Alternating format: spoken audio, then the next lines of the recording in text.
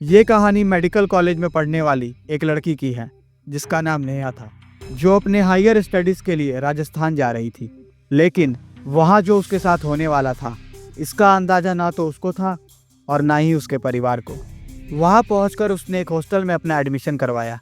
नेहा एक सिंपल और शांत सी लड़की थी जो हमेशा खुश रहती थी और लोगों को खुश रखना चाहती थी।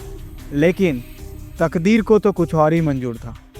एक दिन जब रात में नेहा पढ़ रही थी, तभी ठीक 2 बजे रात को दरवाजे पे दस्तक हुई। जैसे ही उसने गेट खोला तो वहाँ एक लड़की जिसका नाम करिश्मा था, जो उसकी सीनियर थी। करिश्मा ने हंसते हुए कहा, क्या तुम मेरी दोस्त बनोगी? नेहा मान गई और यहाँ शायद नेहा ने अपने लाइफ की सबसे बड़ी गलती कर दी। वो लड़की रोज रात को 2 बजे आती और उसको पढ़ाती। धीरे धीरे दिन बीतते गए और नेहा का एग्ज़ाम आ गया।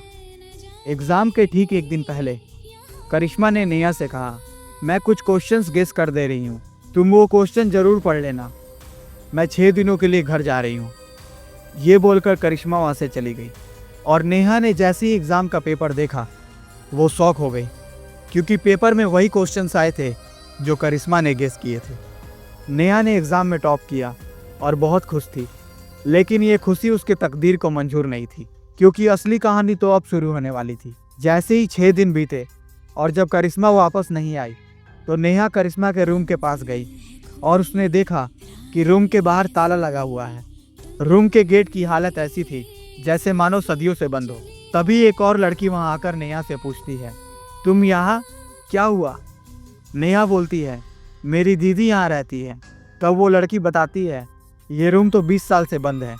ये सुनते ही नेहा डर जाती है और बोलती है, मेरी दीदी ने तो रूम नंबर 17 ही बताया था। तब वो लड़की नेहा से उसकी दीदी का नाम पूछती है, तो वो बताती है, मेरी दीदी का नाम करिश्मा है।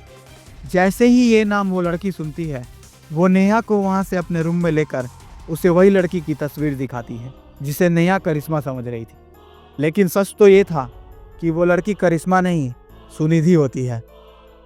तब वो लड़की नेहा को बताती है, 20 साल पहले सुनिधि के साथ भी ऐसा ही कुछ हुआ था। एक लड़की रोज रात करिश्मा बनकर सुनिधि को ठीक 2 बजे रात को पढ़ाने आती थी और कुछ ही दिनों बाद सुनिधि की लाश मिलती है उसके रूम से।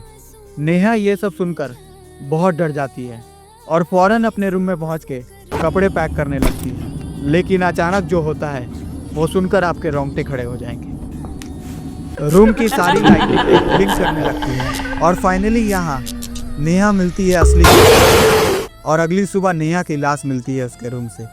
और फिर 4 साल बाद हम देखते हैं एक और लड़की आ चुकी है उसी रूम में, और अब नेहा करिश्मा बनकर उसको पढ़ाने आती है। इससे ये साबित होता है कि ये लूप हमेशा चलता रहेगा और हमेशा एक नई करिश्मा आएगी एक नई नेहा को पढ़ाने। अगर स्टोरी आपको अच्छी लगी हो तो प्लीज़ वीडियो को लाइक और चैनल को सब्सक्राइब करें।